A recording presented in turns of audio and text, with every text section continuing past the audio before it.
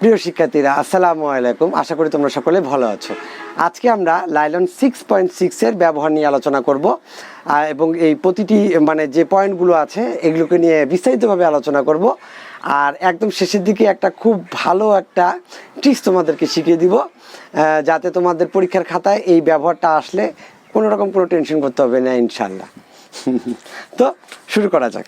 Nylon 6.6 ফাইবারের ব্যবহার, এটা খায় না মাথা দেয়, এটা নিয়ে তো আমরা আলোচনা করবো, তাই না? তাহলে নাইলন 6.6 এর ব্যবহার কি হতে পারে? এটা নিশ্চয়ই মাথায় দেয় না, মাথায় দিতেও পারে যদি আমরা ক্যাপ তৈরি করতে এটাকে ব্যবহার করি বা বিভিন্ন রকমের টুপি তৈরি করতে ব্যবহার করি, ঠিক আছে? আর এটা নিশ্চয়ই কোনোভাবেই খাওয়া যাবে না, এটা আসলে গায়ে দেয়। আচ্ছা, নাইলন 6 ফাইবারের যে ব্যবহারটা, সেটা হলো এটার দ্বারা ফিল্টার কাপড়, কার্পেট, অ্যাপারেলস ইত্যাদি তৈরি করা হয়। ফিল্টার কাপড়গুলো হলো যেমন ধরো যে চা ছাঁকনি, প্লাস্টিকের চা ছাঁকনি অবশ্যই দেখছো। এই যে চা ছাঁকনিগুলোর যে সামনে যে নেটটা থাকে, আচ্ছা ওটা। তারপর যে আটা চালনিটা যে নেটটা, সেই নেটটা কি দ্বারা তৈরি করা? এইসব নাইলন দ্বারাই তৈরি করা হয়। হ্যাঁ, এরকম আরও অনেক ফিল্টার টাইপ, হ্যাঁ, যে ছাঁকতে পারবো, এই টাইপের যে ব্যাপারগুলো, এই জিনিসগুলো তৈরি করার জন্য আমাদের এই নাইলন ফাইবারটাকে ব্যবহার করা যায়। এর আগেই তোমরা জানো কিন্তু র্যাকেট, আমরা যে ব্যাডমিন্টন খেলি, যে র্যাকেটের যে কি বলে আমাদের যে ফাইবারটা, এটা কিন্তু আসলে নাইলন ফাইবার। আচ্ছা, আর একটা কি, কার্পেট তৈরি করতে লাগে। কার্পেটগুলো কিন্তু আমাদের পানিরোধী হতে হবে, যাতে পচে টচে না যায়, অনেক দিন ব্যবহার করা যায়। আর একটা কি, কার্পেট আরামদায়ক কি না এটা কিন্তু গুরুত্বপূর্ণ বিষয় না। কার্পেট আমরা গায়ে দিই না, তাই না? এটা মেঝেতে পড়ে থাকে। তো সেই কারণে এই জিনিসগুলোকে ম্যাক্সিমাম বিভিন্ন রকমের কৃত্রিম ফাইবার দিয়ে তৈরি করা হয়। কারণ কৃত্রিম ফাইবার ব্যবহার না করলে কস্টিংটা আরও বেশি পড়ে যাবে, অনেক বেশি খরচ হবে। খরচটাই যে মূল ব্যাপার তা না, এটার একটা লংজিভিটির একটা ব্যাপার আছে। একটা কার্পেটকে আমরা চাবো যে সারা জীবন, অন্তত 50 থেকে 60 বছর, অ্যাটলিস্ট 20 বছর ব্যবহার করার জন্য। এটা যদি আমরা তাহলে কটন দ্বারা করি বা সিল্ক দ্বারা করি, তাহলে তো এই জিনিসগুলো তো খরচ তো অনেক পড়বে, এটাতে এতদিন টিকবে না। এটা ধোয়ে পরিষ্কার করার ব্যাপার আছে, অনেক ব্যাপার থাকে, হ্যাঁ, রং টঙের উজ্জ্বলতার ব্যাপারগুলো অনেক কিছু থাকে। তো এই কার্পেটগুলোকে সাধারণত তৈরি করা হয় শক্তিশালী কোনো একটা ফাইবারকে দিয়ে। এখানে ওই ফাইবারটা কি গায়ে দিতে আরাম কিনা এগুলো নিয়ে এতটা গবেষণা করা হয় না। তো সেই জন্যই নাইলন 6.6 দ্বারা কার্পেট টাইপ জিনিসগুলো তৈরি করা হয়। তারপরে বাসার আরও অনেক জিনিসপত্র, ডেকোরেটিভ অনেক জিনিসপত্র তৈরি করতে, যেমন পর্দা, বিছানার চাদরের খুব কম ব্যবহার করা হলো, জানালার পর্দা, দরজার পর্দা, এসব কিছু তৈরি করতে আমাদের এই নাইলন 6.6টাকে ব্যবহার করা হয়। আচ্ছা, অ্যাপারেল বলতে আমি যে কথাগুলোকে বললাম, এই প্রতিটা জিনিসই হলো অ্যাপারেলের অন্তর্ভুক্ত। আচ্ছা, নাইলন ফাইবার কটন, উল, সিল্ক, রেয়ন, অ্যাসিটেড ফাইবারের সাথে ব্লেন্ডেড করে ব্যবহার করা যায়। এটা আমি একটু লিখে রাখি, এটা তোমাদের জানা দরকার। হ্যাঁ, নাইলন 6.6 কি করা হয়? BLEND, ব্লেন্ডেড উইথ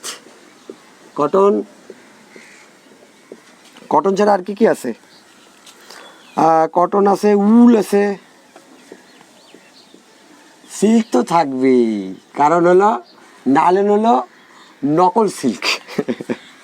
ঠিক আছে, নকল সিল্ক। আচ্ছা, রেয়ন আর বিভিন্ন অ্যাসিটেড ফাইবারের সাথে এটা ব্লেন্ড করা যায়। ওকে, মোটর গাড়ি, এরোপ্লেনের টায়ার কর্ড হিসেবে ব্যবহার করা যায়। এটা তোমাদের জানার কথা। তোমাদের কেন জানার কথা একটু পরে আমি তোমাদেরকে বলছি। প্যারাসুটের কাপড়, কট, হার্নেস, মাছ ধরার জাল, সেলাই, সুতা, মশারিটাও বলে দিলাম, এগুলো সব কিছু তৈরি করতে নাইলন ব্যবহার করা হয়। খেলাধুলার কাপড়ে, স্পোর্টস ওয়্যার তৈরি করতে নাইলনের ব্যবহার করা হয়। সুইমিং কস্টিউম, হ্যাঁ, সাঁতার কাটার যে পোশাকগুলো, সব কিছু এগুলো তৈরি করতে গেলে নাইলন ব্যবহার করা হয়। নাইলনের দড়ি, 2 বা ততোধিক প্লাই রশি, জাহাজ নোঙর। আসলে নাইলনের সাথে আমরা প্রথম পরিচিত হয়েছি নাইলনের দড়ির মাধ্যমে। এখনও বাজারে গেলে, হাটে গেলে, বিভিন্ন জায়গায় গেলে নাইলনের দড়ি বলেই এক নামেই চেনে। তাই নাইলনের দড়ি কিন্তু খুবই বিখ্যাত জিনিস। কারণটা কি? কারণ নাইলনের দড়ি শক্তি, অনেক বেশি শক্তি। আচ্ছা, এই ছিল বেসিক্যালি আমাদের। আরও কিছু আছে, যেমন পিভিসির উপরে নাইলনের প্রোপেট দিয়ে তারপুলিন তৈরি করা হয়। তারপর লন্ড্রি সোস। মজার যে ব্যাপারটা আমি তোমাদেরকে বলতে চাচ্ছি সেটা হলো, আমরা তখন নাইলন 6.6 ফাইবারের ব্যবহার করলাম, অবশ্যই মনে আছে কীগুলো বললাম।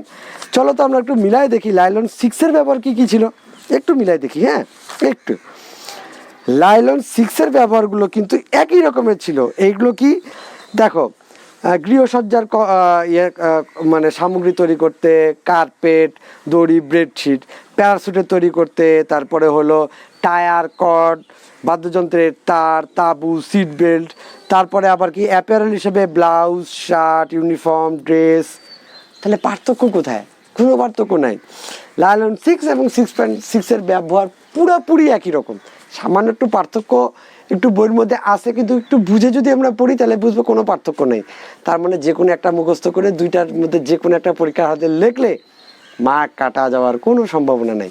কিন্তু একটা জিনিস মনে রাখতে হবে, এই 6.6-এর জায়গায় শুধু এইভাবে 6 লিখে থুয়ে দিও না, তাহলে সর্বনাশ হয়ে যাবে।